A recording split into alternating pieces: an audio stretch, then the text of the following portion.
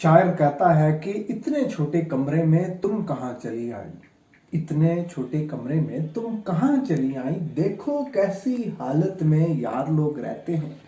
इतने छोटे कमरे में चार लोग रहते हैं।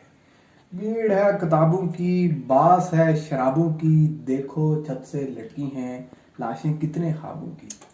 और ये जो दीवारें जिनमें हम मुकैयद हैं, कान भी नहीं रखती, और ये जो तस्वीरें हमने इन पे टांगी हैं, ये हमारी हालत पे सिर्फ मुस्कुराती हैं।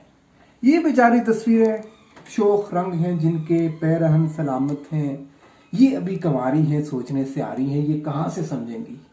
तार तार हैं जज्बे सोच सर बरीदा है, जिंदगी का पैरहन किस कदर दरीदा है। दौर फिर किताबों का, हिजर के अजाबों का, रोज कत्ल ख्वाबों का।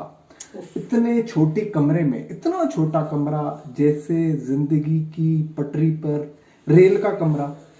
इतने छोटे कमरे में, रेल के कमरे में रेल के मुसाफिर से बात कैसे कर लोगी।